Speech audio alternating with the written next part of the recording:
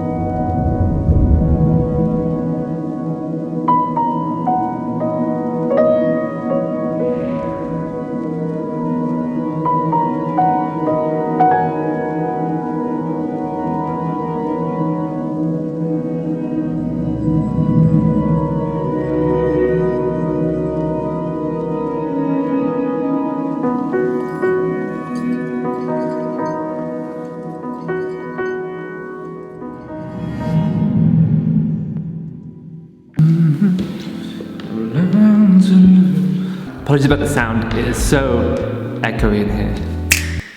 So, let me tell you about the new format. So when trying to imagine a new gallery space, I was trying to think about ways that we could make this more public, to make the behind the scenes as accessible as the exhibitions. And the second part about thinking about this new format was thinking of ways to get rid of some of the problems when you run a gallery space. So stuff like the invigilating, the time spent sitting in the gallery, maybe for 6 or 7 visitors, and also your kind of specific locality. So because you're in a certain place, a limited amount of people can get to you. Whereas in a different format, this format, it's more widely accessible.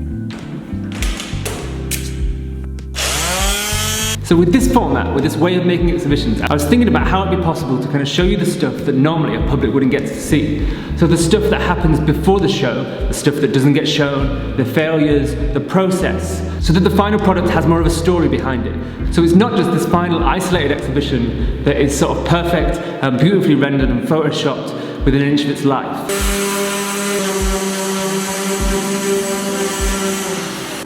And hopefully it enables a different way of you seeing how exhibitions are made. So not only the process, but also the thinking behind why we've done certain things, who we work with, how we work with them, and how we work together. A lot of the stuff that's often hidden when making exhibitions, especially in these kind of artist-led spaces. So with this new format, everything is on film. What that means is you'll get to see the whole process from the start to the end and see both the decision making and the ways in which an exhibition builds up. And then it becomes about a story, a kind of journey through an exhibition that is continuous.